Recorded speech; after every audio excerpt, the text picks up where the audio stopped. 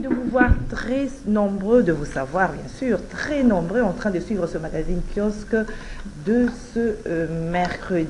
Madame, Messieurs, c'est donc aujourd'hui, mercredi, nous sommes le mercredi 7 février, que les léopards de la République démocratique du Congo vont s'affronter aux éléphants de la Côte d'Ivoire. Alors, tous les Congolais ont les yeux fixés vers la Côte d'Ivoire où va se jouer cette rencontre dans le cadre de la demi-finale de la CAN 2023. Nous allons parler avec nos invités et ce match de léopards est dédié aux victimes de la guerre à l'Est. Les joueurs vont porter des brassards noirs dans le bras droit en guise de compassion aux victimes de la guerre à l'Est. Nous allons en parler avec nos invités. Et la situation à l'Est, justement, nous en parlerons.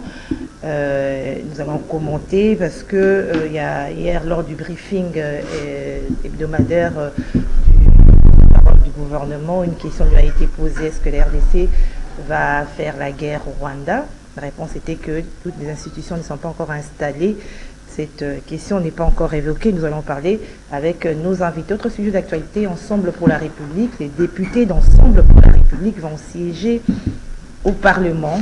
La décision a été prise hier. L'analyse et commentaires, ça sera aussi avec nos invités. Encore une fois, merci de nous suivre. Nous avons 3 invités ce matin. Nous sommes avec Joseph Kongolo, Fumutoto Vasanga, et puis Damien Terranova. Fumutoto et Joseph Kongolo sont déjà avec nous. Nous sommes dans l'attente de Damien Terranova qui va nous rejoindre dans ce plateau de kiosque. Joseph Kongolo, bonjour. Bonjour madame, bonjour à tous les auditeurs et les téléspectateurs de kiosque. Je voudrais aussi dire bonjour à Fumutoto. Et j'ai un plein plaisir de partager le plateau avec lui aujourd'hui. Et on s'y prête à toutes vos questions, madame, pour éclairer la lanterne de l'opinion sur vos questions. Fumutoto, bonjour. Bonjour à vous, bonjour Goma, et bonjour à tous que nous suivons ensemble et nous vaincrons. C'est la première participation à kiosque.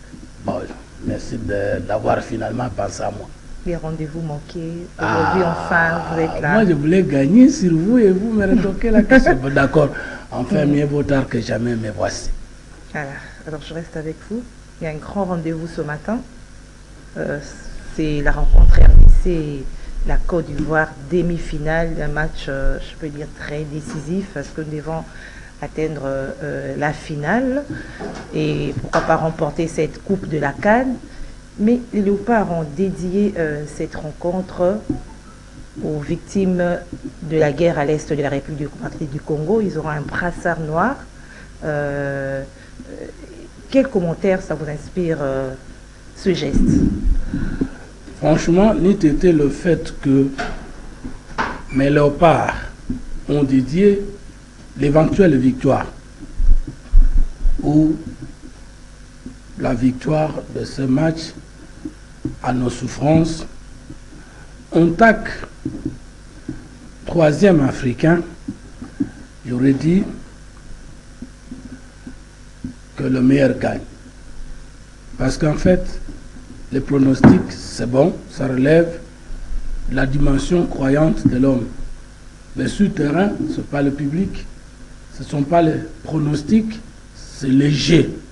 Moi, je voudrais me rassurer que les autorités de la République démocratique du Congo qui sont liées à la question du football ont fait tout ce qu'il fallait faire pour nos joueurs.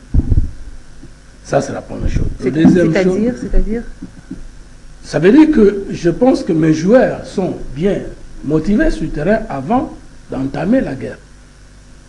Et je suis convaincu que les autorités ont déjà fait tout ce qu'il fallait faire. Deuxième chose, me rassurer que l'entraîneur connaît l'état d'âme de chaque joueur et de l'équipe en général. Enfin, demander aux joueurs congolais de nous donner le sourire.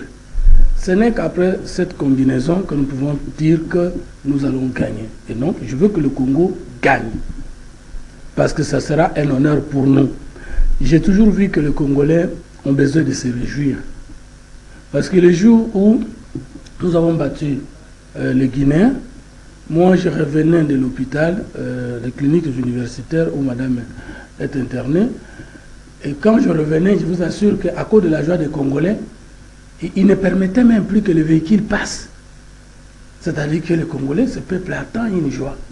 Et à cause de tout ce que nous avons comme problème, si aujourd'hui, nos joueurs nous permettent, nos forces nous permettent à battre, surtout la Côte d'Ivoire qui nous a éliminés l'autre fois, je pense que ce sera une grande joie et que ça peut traiter du point de vue psychologique tant soit peu notre douleur par rapport à la question de l'Est. Mais parce qu'il est permis de croire, et je crois que le Congo va gagner. Le Congo va gagner. Alors ce geste, ce brassard, parce qu'il y a les yeux de plusieurs personnes au niveau national, international, dans d'autres cieux, ils suivent cette rencontre. Alors ça sera une occasion de lancer un message, et ce message sera entendu, et on peut peut-être s'attendre aussi à des réactions par rapport à cette situation qui semble n'est pas qui perdure, allais-je dire. Oui, la Troisième Voie a une vision sur le développement triade qui considère l'homme comme esprit, corps et milieu. Et la Troisième Voie a une vision sur la trigamie, le message spirituel, scientifique et politique qui définit l'homme comme être croyant, être savant et être pouvoir. Et en tant qu'être croyant, on doit rester positif, on doit rester vainqueur, on doit rester stable, malgré les problèmes qui se présentent devant soi ou devant vous. Maintenant, en tant qu'être savant, oui, je crois que je vais devenir ministre, mais il faut savoir comment on devient ministre. Et finalement, si vous prenez la croyance plus la connaissance, ça donne le pouvoir. Nous croyons que nous allons gagner, mais nous devons savoir comment nous allons gagner. Et nous, si nous combinons notre foi avec notre science, ça va nous donner le pouvoir. Et à ce soir, nous allons fêter. Mais si nous avons cru que nous allons gagner et que nous n'avons pas bien organisé les jeux, nous pouvons croire, mais nous n'allons pas pouvoir, parce qu'on n'a pas su le faire. Je crois, je sais et je peux. Merci. Donc, à ce que nous suivons, nous devons quand même découvrir que au moins les joueurs congolais sont liés à la situation désagréable de leur pays à l'Est. Et là, c'est vraiment un grand pas. C'est un grand pas parce qu'ici au Congo, ce sont les musiques et les jeux de football qui nous donnent l'unité d'ensemble. Parce que quand les Congolais jouent, il est difficile de trouver qu'il y a un cas de l'opposition, un cas du pouvoir. Le football est parmi les jeux. Peut-être au niveau de la musique, il y en a même qui restent fanatiques d'un autre camp. Quand Kofi joue, quand Fali joue, il y en a qui peuvent toujours dire « Ah, échoué quand même Olympiango ». Mais quand le Congo joue, est-ce qu'on peut trouver un Congolais dans son coin qui dit « Ah, le coup, il faut vraiment perdre les matchs, on n'a pas le coup, donc nous allons gagner parce que nous sommes Congolais et qu'il n'y a pas autre chose plus que le Congo. Alors, Joseph Kongolo, ça vaut la peine pour ce joueur de lancer ces messages forts par rapport à la situation de l'Est, parce qu'on a vu, il y a eu beaucoup des messages qui ont lancé même par le chef de l'État, devant des tribunes internationales, mais la situation perdure avec les joueurs, il faut aussi expirer. Bon, je vais tabler sur 3 choses, rapidement d'ailleurs. La première chose, c'est qu'il faut respecter la tradition. La tradition, c'est quoi? C'est qu'en 68, en Éthiopie, en demi-finale, nous avions gagné l'Éthiopie, donc le pays organisateur. Et nous sommes allés jusqu'à remporter la coupe. En 74, la même chose, nous avions joué en demi-finale contre l'Égypte, nous avions éliminé l'Égypte, et nous sommes allés en finale, nous avons remporté la coupe. Je crois que c'est un élément supplémentaire qui peut constituer le nerf du discours de ceux qui entourent les joueurs. Donc, nous pouvons respecter la tradition en respectant justement aussi cette histoire qui peut constituer une motivation supplémentaire. C'est un élément important. Deuxièmement, en évoquant les souffrances des Congolais à l'Est, madame, c'est un discours de surmotivation. C'est un discours de surmotivation supplémentaire tourné autour, n'est-ce pas, d'un élément émotif, c'est la souffrance de ses frères. Et on voudrait, en fait, qu'est-ce qu'on cherche au-delà de cet élément? C'est de venger, de soulager la douleur à travers une victoire.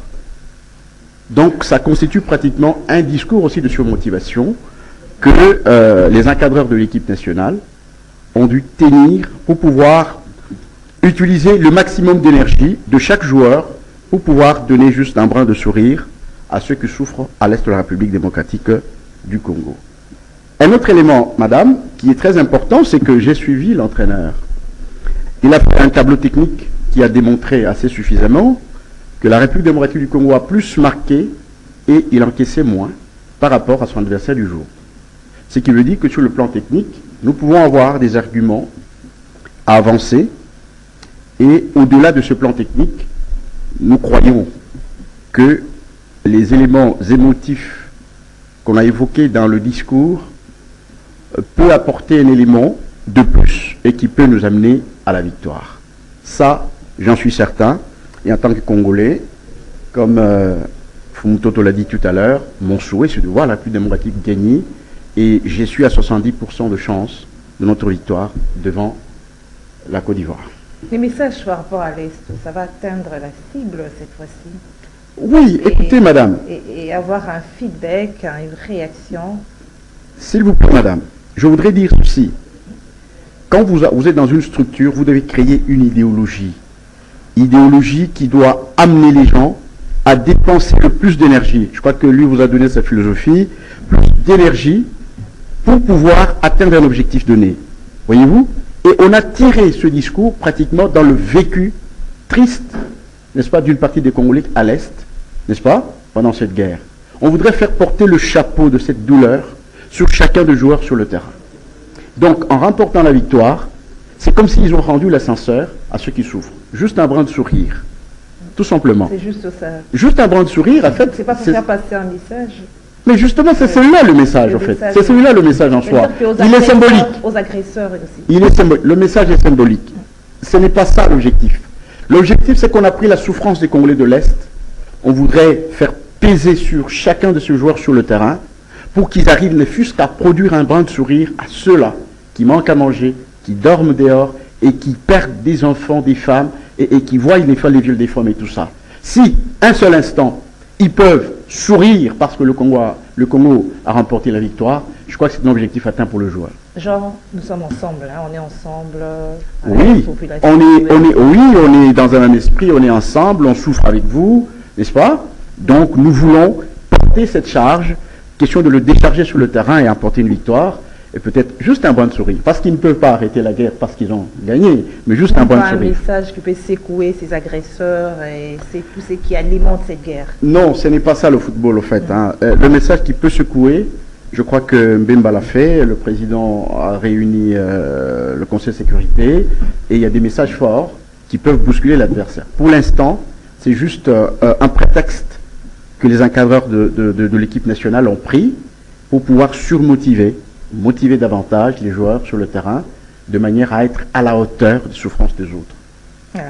Voilà. Alors on reste avec cette guerre, avec cette grande question qui a été posée hier au ministre de la Communication, porte-parole du gouvernement. La RDC est-elle prête à déclarer la guerre au Rwanda, comme promis par le chef d'État? Et la réponse de Patrick Muyaya était, dans les conditions actuelles, une guerre ne peut pas être déclarée parce que toutes les institutions ne sont pas installées. Votre réaction? D'abord, il faut maîtriser les concepts en polémologie, c'est-à-dire discipline de relations internationales qui étudie la guerre ou les hostilités ou les situations belliqueuses. Une guerre est une situation internationale. C'est-à-dire généralement une guerre, c'est un phénomène ou un fait qui oppose des États, des gouvernements, des officiels. Par exemple,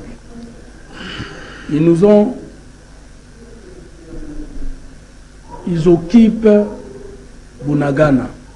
Mais est-ce que le drapeau qui flotte sur Bunagana, c'est le drapeau du Rwanda? Si c'est une guerre de conquête, ça signifie qu'une fois que le Rwanda comme État prend une portion du territoire congolaise, automatiquement le drapeau qui doit flotter là-bas, c'est le drapeau du pays agresseur, qui fait la conquête. Tous les services de l'État fonctionnent normalement dans cette partie-là. Oui, mais les services de quel État? C'est l'État rwandais, le drapeau rwandais. Maintenant, qui perçoit les taxes? J'arrive. Non, le contraire de la guerre comme situation internationale, ça s'appelle rébellion, guérilla ou autre chose. Maintenant, est-ce que c'est le moment de faire la guerre au Rwanda? Il y a en torse, il y a un problème de procédure du point de vue des relations internationales. Ça signifie qu'il y a des gens qui se déclarent congolais, qu'on appelle M23, et que nous-mêmes nous acceptons d'appeler les rebelles du M23 soutenus par le Rwanda. Et dès que vous dites en langage diplomatique qu'il s'agit des rebelles du M23 soutenus par le Rwanda, vous donnez à ces rebelles, à cette situation, un statut international qui ne vous permet plus de déclarer la guerre contre le pays qui soutient ceux qui sont appelés rebelles. Nous avons un problème de communication. Et qui dit ça? Qui est l'auteur de cette dénomination rebelle du Rwanda? Mais malheureusement que nous-mêmes les Congolais, au lieu de dire les agresseurs du M23, nous disons les rebelles du M23 soutenus par le Rwanda. En ce moment, le Rwanda sera condamné par rapport à certaines dispositions de la Charte de l'Union africaine qui interdisent, et à l'accord cadre d'Addis Abeba, qui interdisent aux pays membres de soutenir un groupe rebelle. Mais une rébellion elle-même a un statut international de reconnaissance. En ce moment, nous communiquons mal, nous ne pouvons plus continuer à dire les rebelles du M23, d'autant plus que tous les rapports confirment que c'est le Rwanda qui nous attaque. Maintenant, comment attaquer le Rwanda au moment où, sur le plan de qualification des faits, il y a des marionnettes congolais qui font le jeu du Rwanda? Maintenant, si nous déclarons la guerre aujourd'hui, mais le Rwanda va dire ce sont des rebelles congolais. Mais il y a des rapports, notamment des les rapports nommément le Rwanda. Les rapports citent l'implication du Rwanda. Pas le Rwanda directement. Écoutez, et même les communiqués des États-Unis d'Amérique demandent au Rwanda de se retirer. Là, il n'y a pas de problème. Il n'y a plus de débat que le Rwanda n'est pas derrière le M23. Mais le débat, c'est que les Congolais qui sont là, ou les soi-disant Congolais qui sont là, quel est le statut qu'on va leur donner lorsque nous voulons déclarer la guerre contre le Rwanda? Est-ce que ce sont des Rwandais? En ce moment, c'est une agression. Est-ce que ce sont des Congolais avec les Rwandais derrière? Alors c'est une rébellion soutenue par le Rwanda. Nous devons décider d'abord sur la connotation que nous donnons. Pour moi, le M23 n'est pas une rébellion, c'est une agression. Et que tous ceux qui sont M23 ne sont pas des Congolais. Parce que je ne vois pas comment on peut être un Congolais qui accepte de prendre les armes, de tuer ses frères chaque jour au vu aussi de tout le monde. Et si vous vérifiez la nationalité de ces gens qui sont là, vous allez trouver même que s'ils prétendent être du Congo central, si vous allez dans le Congo central, tabler sur l'arbre généalogique de cette personne-là, vous serez étonné de trouver que c'est peut-être Zaka Rwandais Mokaye Kokola dans le Congo central. Parce que dans d'autres pays, quand vous prenez la guerre contre votre pays, vous êtes déchu de votre nationalité. Tenez. Qu'est-ce que Tshisekedi a fait contre le Congo plus que Mobutu? Contre. Qu'est-ce que Tshisekedi a fait contre le Congo plus que Mobutu pour qu'on puisse justifier la guerre contre Tshisekedi par les armes? Alors que c'est Mobutu qui avait saccagé le Congo pendant 32 ans, les 13 parlementaires de l'IDPS ont décidé de prendre les armes en termes des idées, la non-violence. Et après 32 ans d'élite, l'IDPS avec la non-violence est au pouvoir. Vous voulez dire quoi par là? Mais je vais dire quoi? Comment on peut être Congolais et choisir la mort des Congolais comme moyen pour régler un problème avec celui qui est au pouvoir si on n'est pas d'accord avec nous? 2. Les Palous étaient sous Mobutu, maltraités, mais Gizeng a décidé de prendre la bouche comme moyen pour faire la guerre. Et les Palous est arrivé à la primature qu'on sort. Ils nous demandent le dialogue. Après avoir tué les Congolais, et si nous acceptons le dialogue, quel autre poste ils auront, politique, ils auront en dehors de la primature ou des ministres? Parce que le poste de la fonction du chef de l'État est consacré, a été donné par le peuple congolais, 73,47%. Donc je ne peux pas trouver normal que quelqu'un puisse prendre les armes, tuer ses frères, saccager ses frères pour régler un différend politique avec celui qui est au pouvoir. Donc, nous devons faire la guerre contre le Rwanda. Mais est-ce que la guerre contre le Rwanda est à déclarer demain ou bien elle existe déjà? Du point de vue formel, il faut déclarer la guerre contre le Rwanda. Mais nous sommes tous d'accord que l'M23 est envoyé par le Rwanda. Devons-nous attendre le moment d'aller envoyer les armes au Rwanda avant d'en découdre avec celui que le Rwanda a envoyé qui est dans nos portes? Moi, je crois que nous sommes en guerre avec le Rwanda du point de vue fonctionnel. Et que tout ce que nous avons comme force militaire, ça a démontré que le Rwanda a mal envoyé son ennemi. C'est comme le diable, il vous envoie un démon, vous ensorcelez la nuit. Bon, vous ne voulez pas terminer avec le démon, vous attaquez le diable lui-même. Non. Moi, je crois que nous avons maintenant le moyen qu'il faut pour en découdre avec l'M23. Et si nous terminons à chasser l'M23 de notre sol, c'est alors que nous pouvons dire Aouta Zelani. Et comment on découdre avec le M23? Parce que, Madame, avant d'aller sauter vers quand le président Tshisekedi arrive au pouvoir, le budget de l'État, je crois, moi, en recette propre, était autour de 3 500 millions de dollars. Lorsque, à la tête de la DGI, il choisit un fils maison de l'IDPS, il choisit un fils maison de la DGI, Banabé Makadi, il propose dans cette première régie financière un budget de 10 milliards. À cette époque-là, le PPRD et autres disaient c'est irréaliste. Mais nous sommes passés avec le leadership de Banabé Makadi et les autres chefs, avec Gilles Alinguet consort, avec l'impulsion du chef de l'État. Nous sommes passés de 3 milliards à moitié, nous sommes aujourd'hui à 15 milliards de dollars. Donc nous avons suffisamment de moyens. Contrairement au passé. 2.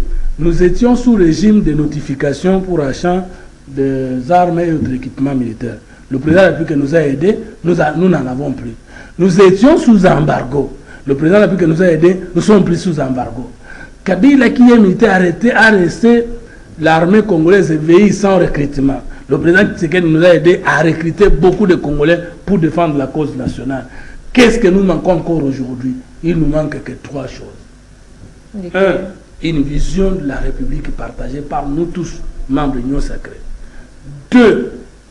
Une administration de l'État de proximité et de permanence. 3. Une formation idéologique. Mon frère, comme on l'a dit. Parce qu'on ne peut pas comprendre. Poutine est en train de saccager les pays des autres. Poutine est en train d'insulter les Américains publiquement. Mais pourquoi il n'y a pas une rébellion en Russie? Parce qu'il n'y a pas un Russe qui va accepter de prendre les armes contre son pays. Le président nord-coréen est en train d'insulter le président américain aussi au vu de tout le monde. Un pays du tiers-monde. Mais l'Amérique est incapable de formater une rébellion en Corée du Nord. Parce qu'il n'y a pas un nord-coréen qui devait accepter de prendre les armes contre son peuple.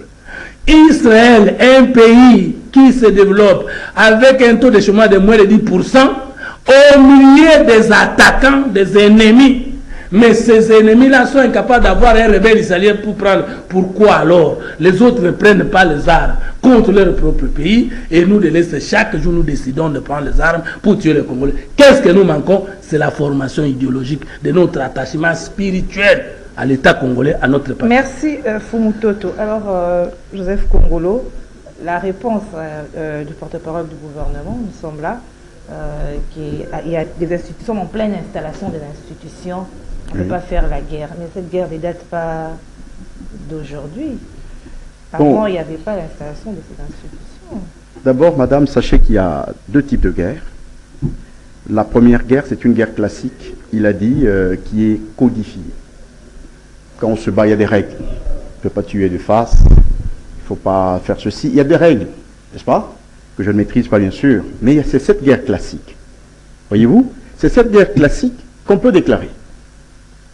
Ah, désormais, j'ai réuni les 2 chambres du Parlement, ils me donnent l'autorisation. Ça, c'est une guerre classique. Mais il y a une guerre sauvage. Un effet de surprise. Cette guerre-là, vous n'allez pas réunir les chambres. OK? Parce que vous devez défendre votre pays. Même les chambres ne savent pas sortir. Vous siégez. Vous faites quoi? En ce moment-là, c'est une guerre classique, une guerre atypique, comme celle que nous subissons aujourd'hui avec la communauté internationale et multinationale derrière le Rwanda, n'est-ce pas, et camouflé dans l'M23. C'est ça. Ce n'est pas une guerre classique. Voyez-vous? Ce n'est pas une guerre classique, c'est une guerre atypique. On le dit tous les jours. Mais ce que je sais, madame, c'est que, sauf une extrémiste, la guerre n'est pas un moyen recommandable pour résoudre un problème social. Pourquoi, madame? Parce que les tissus sociaux sont tellement fragiles de telle manière que si vous arrivez à les désintégrer, vous avez des difficultés pour les raccommoder. C'est ça la société. Nous traitons les gens meurent. Je vous explique. Effectivement, vous savez que cette guerre, elle est maîtrisée. Nous sommes en guerre, mais elle est maîtrisée. Elle est totalement maîtrisée. Je ne dis pas qu'elle ne fait pas des ravages. Non, elle fait des ravages, mais elle est maîtrisée, elle est contrôlée. C'est-à-dire qu'elle est bien encadrée et tout ça, ainsi de suite et tout ça. Et je vous dis que la guerre, c'est une bonne chose, comme le Congolais aime le dire. Mais quand il y a une guerre, je vous dis que pour refaire un État, reconstruire la nation, n'est-ce pas, et mettre cette nation en marche pour son développement, vous pouvez faire 25 ans si vous n'avez pas des leaders capables de le faire. Vous pouvez faire 30 ans. Regardez le Soudan, regardez. Il y a des États autour de nous qui démontrent bien que, après la guerre, prenez la Somalie, vous prenez tous ces États qui n'ont pas su se relever au bout de 20 ans. Continuent leur reconstitution. C'est pourquoi, avant de déclarer une guerre, il faudra effectivement passer par d'autres voies. Négociation.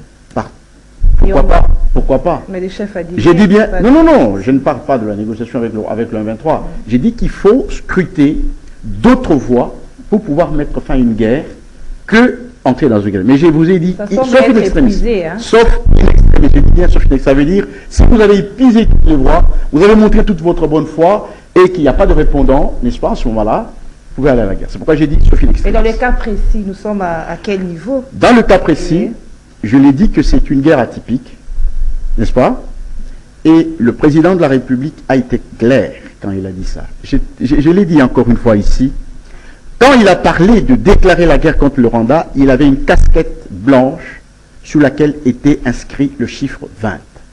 Campagne. Il était en blanc, il était en campagne. Et un discours politique, particulièrement un discours de campagne, ce n'est pas un discours normal qui est dans la normalité dans l'exercice du pouvoir. On ne doit pas toujours. en tenir compte. Pas toujours. Non, attention. Pas toujours dans la normalité de l'exercice du pouvoir. Parce que là, c'est un discours de séduction. Ok? C'est un discours de séduction. Il a dit pourquoi le président l'a dit. Je vous explique. Parce que dans toute sa mandature, c'était le secteur dans lequel il n'a pas atteint l'objectif tel que déclaré au début du mandat. Ok? C'est en matière de sécurité, là où il a dit, si je n'arrive pas à libérer l'Est de la République, c'est que j'ai échoué mon mandat. Ok? C'était le maillon le plus faible dans son discours. Et qu'est-ce qu'il a fait en tant que fin communicateur politique? Il a transformé cette faiblesse en un atout, en vous disant qu'il va déclarer la guerre, et les Congolais ont applaudi. D'accord? C'était une façon de... Madame, je suis politologue de formation. Ce n'est pas endormir, madame. Je suis politologue de formation, je sais de quoi je parle. La plupart des gens échouent parce qu'ils considèrent la politique comme la religion. C'est ça le problème, ils considèrent la politique comme la religion. Le président a fait un travail de politique pure, là où il a transformé la faiblesse en un atout. Et il a dit. Maintenant, il est dans une autre casquette. Nous devons considérer ces choses. C'est très symbolique. Il est dans une autre casquette. Il doit tenir compte de beaucoup d'éléments pour pouvoir déclarer la guerre au Rwanda. Merci. Voyez-vous? Donc, voilà les éléments sur lesquels nous devons tabler. Et nous le disons, sauf une extrémiste, la guerre n'est pas un bon moyen pour résoudre un problème social. Pourquoi? Parce que la fin de toute guerre, c'est autour d'une table. Mais qu'on évite. On ne l'évite pas en croisant les bras. On l'évite en travaillant sur le plan de la diplomatie, en travaillant sur le plan de la, comment on dit, de la persuasion, n'est-ce pas? Vous avez l'armée, vous avez... il y a tout un tas de manœuvres qu'il faut faire pour pouvoir dissuader. Merci. On prend aussi ce qui a été dit au Conseil supérieur de la défense, qui a demandé au commandant suprême de pouvoir lever le moratoire sur la peine capitale en ce qui concerne les questions de trahison au sein de forces de défense et de sécurité. C'est une bonne demande. Je voudrais un peu revenir sur la déclaration de la guerre. Est-ce que lorsque le Rwanda, je suis d'accord avec mon ami qui a dit autrement, et d'ailleurs bien dit, la différence entre la guerre classique ou conventionnelle et la guerre pratique, c'est-à-dire non conventionnelle. Est-ce que le Rwanda, avant de venir nous attaquer, le Rwanda a-t-il déclaré la guerre contre le Congo? Non. Après avoir consulté les deux chambres du Parlement. D'ailleurs, il n'y a déclaration de guerre que lorsqu'il y a un conflit, par exemple, de terres entre la Russie et la situation qui se passe là. C'est que, à la lumière historique, Poutine a raison. Parce que tout ce pays-là faisait, tout ce pays, l'Ukraine et comme ça, c'était les pays qui étaient membres d'un État. Et cet État était saccagé par la puissance américaine. Et ça, Poutine est entré dans une logique de la guerre de reconquête. Ce qui n'est pas le cas entre nous, le Rwanda. Le Congo ou une portion du Congo n'a jamais été une partie du Rwanda pour que le Rwanda puisse déclarer la guerre automatiquement. Il faut attaquer directement. Non, c'est-à-dire que nous n'avons pas besoin de déclarer la guerre. Parce que l'autre qui nous a attaqués, lui n'a pas déclaré la guerre conventionnelle avant de venir chez nous. Et pourquoi si nous voulons aller chez lui, nous devons déclarer la guerre? Alors que nous n'avons pas encore terminé la guerre avec son envoyé, l'homme 23. Ça c'est un. Deux. Lorsqu'on nous demande les négociations, nous devons quand même approfondir la question pour savoir pourquoi la politique des deux poids, deux mesures sur le plan international. Pourquoi l'opinion internationale n'est pas solidaire avec le Congo? Mais parce que cette guerre est une guerre des minéraux et que ce n'est pas le Rwanda qui nous fait la guerre. Sinon, nous risquons d'avoir des yeux courts. Ce sont des puissances occidentales, matérialistes, impérialistes qui sont derrière le Rwanda. Le Rwanda n'est que l'étiquette que les puissants qui ont besoin de nos richesses utilisent. Est-ce que même si nous terminons la guerre avec l'homme 23, est-ce que ça sera une dernière guerre si nous ne voulons pas approfondir la question pour comprendre finalement quel est le vrai problème de la guerre à l'est du pays? Deuxièmement, si nous disons, j'aime ce qu'il a dit, mais disons ça autrement.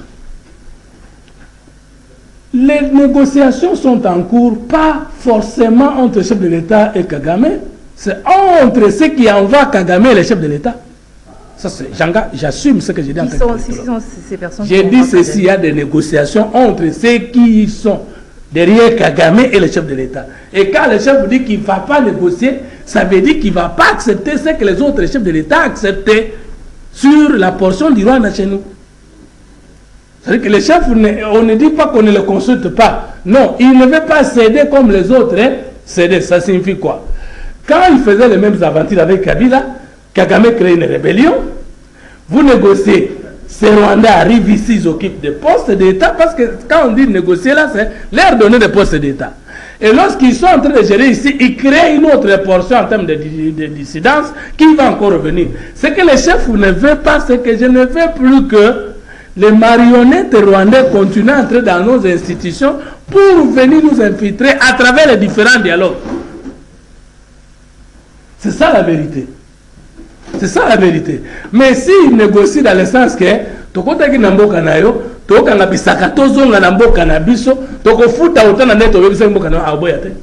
Ce que lui refuse, c'est de faire encore la compromission en donnant encore des espaces de gestion politique, diplomatique, des affaires de ces étrangers dans nos institutions, parce qu'il a déjà décrié le brassage, le mixage et autres de l'armée, et surtout, la question que je vais répondre là, c'est qu'on dit quoi? Le moratoire. Pourquoi? Parce qu'il y a traîtrise au sein de l'armée. Et la traîtrise de là, c'est l'intelligence avec l'ennemi. Et il a trouvé ça.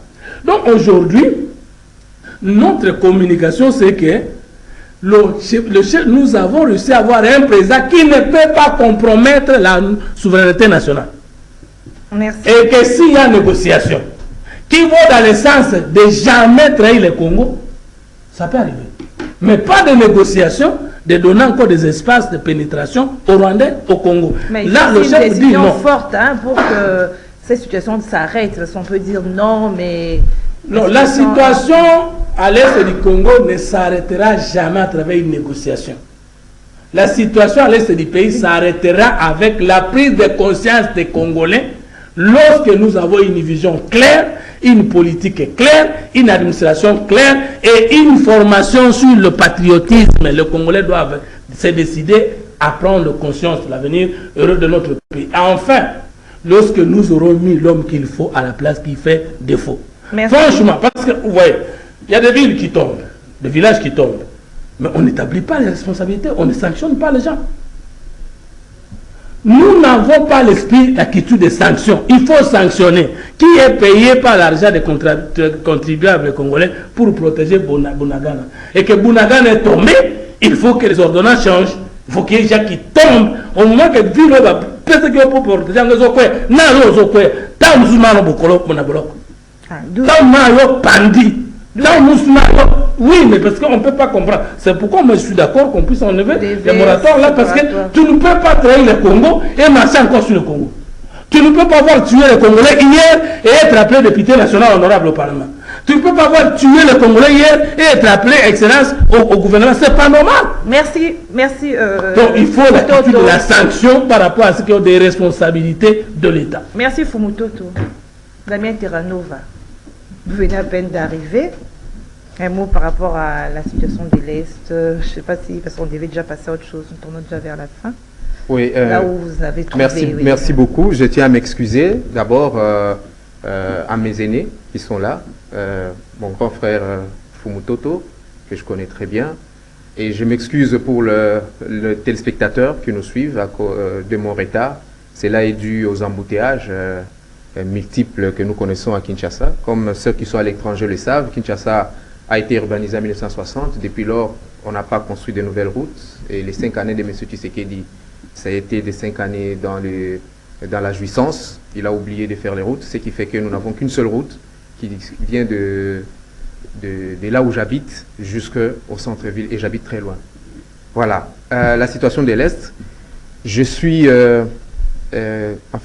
content d'une chose qui a été dite dans la réunion dont mon grand frère venait de paraphraser ici, la levée des moratoires. La levée des moratoires. Parce que, comme il l'a dit, il est inadmissible de voir ceux qui ont trahi les Congo hier continuer à jouir et à nous donner des injonctions. Vous voyez, et continuent à gérer la chose de l'État. Vous savez, dans ce pays, madame, il y a eu un moment, à l'époque de M. Kabila, où l'Union, il y avait un rapport où on citait nommément des gens qui étaient en intelligence avec l'ennemi. Et ces personnes continuaient à gérer la chose publique, et même dans l'armée. Mais ça, c'est inadmissible pour un pays qui veut vraiment aller de l'avant. Et aujourd'hui, vous avez des gens, par exemple, les massacres qu'il y a eu à Goma, de ceux-là qu'on a traités des Bois-Alendo à l'époque. Les personnes qui ont fait cela, d'où est venu l'ordre? On ne sait pas, on a vu, on a condamné quelques exécutants.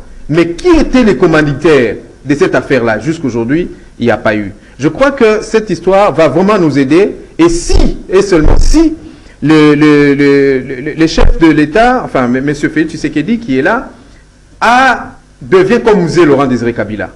Parce que Mouzé Laurent Désiré Kabila, c'était un pragmatisme, c'était un homme d'action. Et lorsqu'il y avait des telles trahisons, je m'en souviens, il y avait des exécutions directes, sans transition. Les dictateurs aussi. Non, ce n'est pas une question de dictature. Non, non. D'ailleurs, madame, c'est le bien-être du pays. Parce que quand vous laissez courir dans la rue des hommes dangereux qui peuvent trahir d'un moment à l'autre, non, on ne peut pas admettre cela. Et cette situation ne peut pas continuer ainsi. Il faudrait que nous ayons la pensée unique à ce moment-là. J'ai demandé l'autre fois, j'étais en débat avec un grand homme, je lui dis que M. Tshisekedi organise un dialogue interne, un dialogue sérieux, pas un dialogue comme le théâtre que faisait M. Kabila à l'époque. Pas ce genre de dialogue où vous avez des arrêtés qui n'étaient pas exécutoires. Mais ici, nous voulons un dialogue où nous allons nous réconcilier autour d'un chef et avec celui-là, nous allons aller en guerre. Parce que, madame, comme je l'ai toujours dit, cette guerre, ce n'est pas seulement le Rwanda. On doit se le dire en face en se regardant dans les yeux. Cette guerre n'a pas commencé avec M. Félix Tshisekedi. Cette guerre n'a pas commencé avec Kabila. Cette guerre a commencé depuis très très très longtemps avec Mobutu. Souvenez-vous qu'on avait obligé à Mobutu d'avoir un directeur de cabinet nilotique, madame. C'est une guerre avec l'empire Imatutsi. C'est lui notre adversaire. Et c'est lui qui a toujours envié le Congo. C'est lui qui veut s'accaparer des Congos. C'est cet empire-là, madame. Et si, moi d'ailleurs, j'en plains M. Félix Tshisekedi et son gouvernement, lorsqu'il doit Kagame. Mais pourquoi on déduit Museveni? Parce que c'est Museveni qui a pris Bunagana. Parce que c'est Museveni. Aujourd'hui, madame, j'ai des vidéos que j'ai prises sur la toile, où nous voyons les militaires ougandais en train de balayer dans un marché à Bunagana. C'est pas normal. Pas des informations. Donc, hein. non, mais écoutez, la vidéo existe et la personne qui parle en Swahili, il dit, c'est étonnant. Aujourd'hui, les militaires ougandais sont en train de balayer dans un marché à Bunagana. La vidéo est là, c'est pas moi qui l'a faite. C'est pas moi qui l'a faite. Non à la désinformation. Ce n'est pas si c'est pas la désinformation, alors qu'on donne une autre version. Si ce ne sont pas les militaires ougandais qui sont à Bunagana. Monsieur Terranova, nous tombons vers la fin ensemble. Hein. Ils ont enfin accepté de siéger les députés. Il n'y avait pas de choix. Hein. Oui, non, c'est pas question de choix. Je vous l'avais dit que le président avait dit ceci, que si cela pouvait dépendre de lui en tant qu'individu, il demanderait aux élus de ne pas y aller. Mais comme c'est un président d'un parti démocrate, il a demandé à ce que le directoire se réunisse et élargit aux élus, même ceux qui n'ont pas gagné, même ceux qui sont en contentieux aujourd'hui et ceux qui ont gagné. Et c'est ce qui a été fait.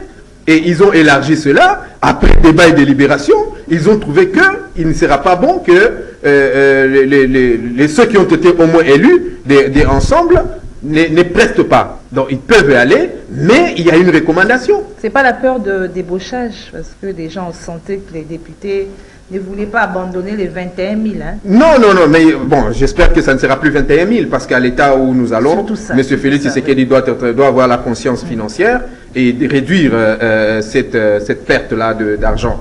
Non, je ne pense pas que M. Moïse Katumbi et nous, qui les soutenons, nous ayons peur des débauchages, parce que nous savons comment les élections se sont passées.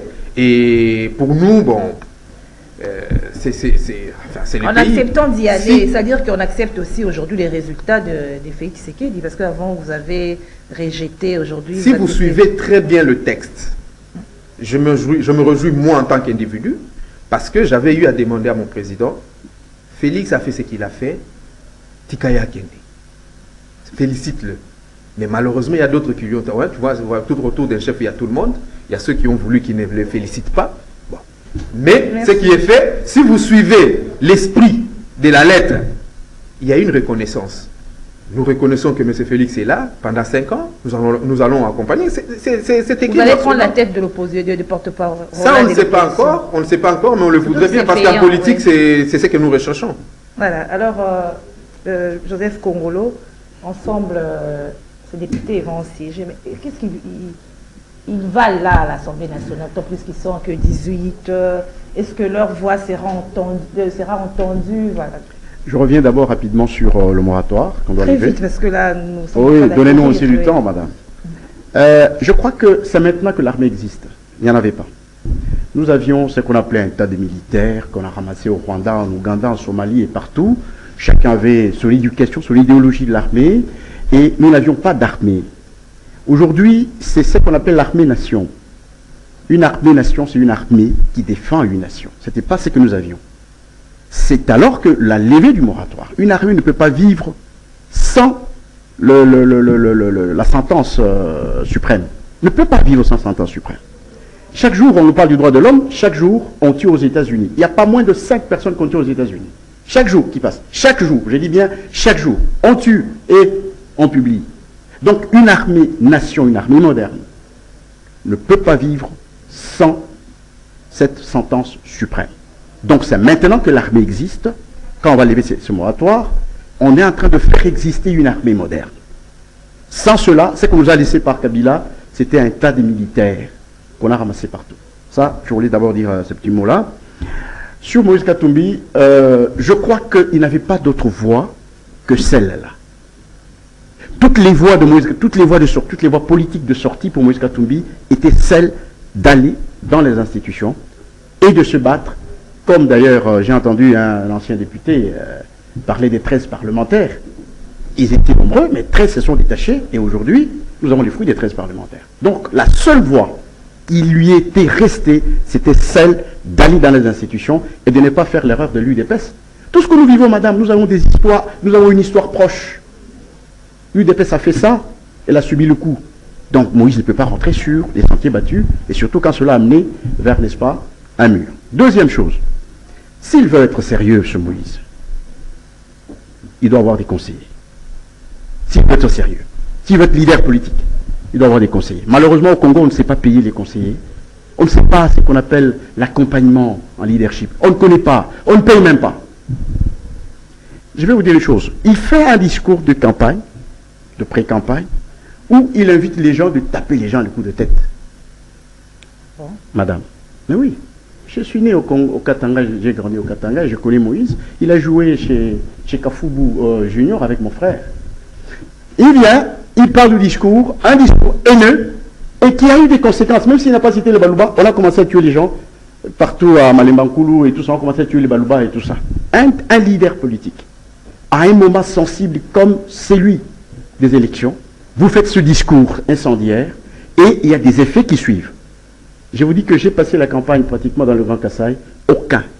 J'ai dit bien, il n'y a pas eu campagne d'aucun, ni député national, moins encore député provincial. J'insiste, madame, j'insiste, laissez-moi dire. Le gouverneur n'a pas la même taille, le gouverneur n'a pas le même aura que Moïse Katumbi. Le gouverneur n'a pas le même aura que Moïse Katumbi. Vous prétendez être président de la République, vous n'êtes pas un gouverneur. Merci. Et ça, c'est une erreur monumentale. Madame, je termine, c'est une erreur monumentale. Et je dis ceci, comme Kouroua Koumanza a fait la démarche pour demander pardon au Balouba, s'il veut être sérieux, il doit le faire parce que les Balouba à eux seuls, quand je n'ai pas de Balouba, je vois tous les grands Kassai, c'est un quart de l'électorat s'il veut être sérieux. Des messages d'unité, c'est déjà passé, voilà. On a banni. Ça n'est pas passé, madame. Il faut que quelqu'un demande pardon de la bêtise qu'il a faite. S'il n'y a pas de pardon, il n'y a rien. Qu'est-ce que vous voulez, madame? Finalement, on va commencer quand on vient aux élections. Allez, on vient au sabbat contre une tribu. Et puis demain, je vous dis que les Kassaïens dont vous parlez... Madame, malheureusement, il n'y a pas de temps. J'allais te dire, j'avais te révéler des choses très importantes. Merci, parce que moi-même, je subis dans le sang cette histoire. Bon. Par rapport à la question de Moïse Katumbi. Ma question, c'était, ils valent quoi, tous ces députés-là? 18 seulement. Est-ce que ça sera, on vote une loi, la majorité emporte? Non. Les autres, là, ça fait... Par rapport à cette question, je réponds. Un député de qualité, à lui seul, suffit pour influencer un parlement. Exactement. Qu'il soit majoritaire ou minoritaire. Parce que, non, s'il vous plaît, peut-être que les gens ne connaissent pas le rôle d'un parlementaire. Quand un parlementaire vient, il ne vient pas défendre un camp pour opposition au pouvoir. Il vient défendre la question nationale, la cause nationale. En France, qui fait tomber les mauvais gouvernants ou les mauvais mandateurs? C'est la majorité du pouvoir qui chasse ces mauvais gestionnaires au pouvoir. Justement, parce que si vous avez la majorité au Parlement, et que celui qui est ministre ici de la majorité détourne l'argent de l'État, une majorité politique normale fait quoi? Le fait partir. C'est pas ça. C'est pourquoi on dit les députés, le Parlement pour mission de contrôler les services publics de l'État. Maintenant, si il y a un député intelligent de l'opposition, même s'il est seul, et qu'il fait une proposition poignante pour sauver le Congo, la majorité au parlementaire va accepter. Quand on va dire qu'ils sont pour, non, ça dépend de la manière dont vous abordez la question. Il y a des façons. Il y a la façon d'intervenir pour défendre la République et la façon d'intervenir au Parlement pour provoquer politiciennement la majorité parlementaire. À ce moment, ça ne passe pas. S'il vous plaît. Deuxièmement, si un député de l'opposition est dans la fausseté et qu'il y a une majorité au pouvoir qui est dans la vérité, ça ne va pas passer. Je réponds par rapport à Moïse Katumbi. Terrano est mon témoin. Avant la fin de cette réunion, je lui avais donné des expériences. Mon frère Congolo n'était pas là. Je lui ai dit voici, l'IDP, ça fait les boycotts. L'IDP, ça finit par comprendre que la politique des chaises vides ne paye pas. Et c'est après avoir compris que l'IDP saute au pouvoir. Et que prendre la voie de dire on ne va pas siéger est suicidaire. C'était la première raison. Deuxième raison, je lui avais dit, Moïse Katumbi n'a jamais été leader politique au Congo. Et que les gens qui sont derrière lui n'ont jamais été derrière une idéologie, une valeur républicaine, un combat. Ce sont des gens qui sont derrière lui, soit par un positionnement financier ou un positionnement politicien croyant qu'il va gagner tel poste pour nous servir. Maintenant qu'il ne l'a pas, en vertu de quoi les gens vont le suivre indéfiniment. Ça signifie que s'il n'accepte pas, ces gens vont siéger parce qu'ils sont allés autour de lui à cause de positionnement, parce que l'IDP c'est un parti d'élite connu. Le PALU est un parti d'élite connu. Les MLC conçoit le parti d'élite armée connu. Maintenant, Moïse Katumbi a lutté politiquement où? A fait le débat politique où? A fait le meeting politique où? A un parcours politique où? Ça s'apprend, non? Non, mais il ne l'a jamais fait dans le passé, peut-être qu'il va le faire dans le futur. D'abord, Moïse Katumbi, son problème, c'est que même lui-même, il ne pouvait pas accepter que ce député ne siège pas parce qu'étant commerçant, il a besoin de l'argent. Lui, il a toujours aimé la gestion et refusé les bilans. Il a géré avec Kabila. Lorsqu'on arrive en 2015, il va trouver qu'il a de l'ambition, que c'est la fin du mandat. Il se retire. Il a géré avec l'Union sacrée. Pendant tout le temps qu'il fallait prendre l'argent, il a pris. À la fin, non, ils vont siéger avec ou sans lui. Et lui-même ne peut pas refuser qu'il siège parce qu'il a besoin de l'argent. C'est un commerçant. Donc, j'avais dit ça à mon frère Terrano, et Terrano a compris que je n'avais pas tort. Maintenant, vous me rejoignez, ils ont décidé de siéger. Qu'ils viennent, on va siéger, ce sont des Congolais. Tout ce qu'ils diront en bien du Congo, nous, majorité au pouvoir, nous allons accepter, mais tout ce qu'ils diront en bien du Congo, nous ne l'allons pas accepter. Merci, Fumuto Terrano. Les retardataires ont toujours. Oui, je comprends, madame. Sans que vous ne reveniez sur la question, je vais vite répondre à mes frères. Moïse Katumbi n'est pas un opportuniste. Moïse Katumbi, comme je l'ai dit, a un parcours politique. Ça fait 22 ans aujourd'hui qu'il est en politique et qu'il applique une politique active. Et Moïse Katumbi a une vision, comme je l'ai toujours dit, c'est celui de renouveler le Congo, d'en faire un Congo nouveau, et il a un projet de société. Et Moïse Katumbi, pour M. Congolo, n'a pas donné de discours haineux, comme vous le prétendez. Non, non. Moïse Katumbi a donné un discours populaire, juste populaire, qui voulait tout simplement dire que nous devons aller aux élections. Il ne s'était pas attaqué à une tribu, il n'a pas parlé d'une tribu, il n'a pas parlé même des personnes, il n'en a pas parlé, mais plutôt il a demandé à ses partisans d'aller aux élections et de lui donner le suffrage universel en donnant un coup à ses adversaires, un coup électoral et non pas un coup physique comme cela s'est passé. Donc voilà, le seul candidat qui peut ou qui a la capacité de réunir le Congo tout entier, c'est Moïse Katumbi. Et nous avons vu comment il s'est déployé en parlant même une langue dont il ne connaissait pas d'avance. Il a appris sur l'État et il a fait un effort de parler cette langue-là. Voilà. Et la communication... C'est une erreur monumentale. La population. Non, mais le message a été passé et il a apporté un suffrage de 56%. C'était une erreur monumentale. Le Swahili est une langue nationale. Il devait faire sa campagne en Swahili. Il a fait une erreur monumentale. Vous ne l'avez pas bien conseillé. Bon, il devait montrer... Non, c'était pas nécessaire. Je dois revenir avec vous. Merci Joseph Congolo. Merci madame. Merci Damien Terrano. Merci madame. Et je m'excuse encore pour le retard. Okay. Prochainement, je veillerai pour être là. Attends. Alors, merci Toto. Mon frère Terrano n'habite pas plus loin plus que moi. Oh. Merci à vous, fidèles téléspectateurs du magazine Kiosque. Merci à Héritier Toubilando, Moro Nzambe, Alain Kabongo, José Arodia, Urbain Kanyama. Merci au coach Doudou Montiri. Je vous retrouve vendredi. Merci à vous et bonne chance à nos léopards. Au revoir.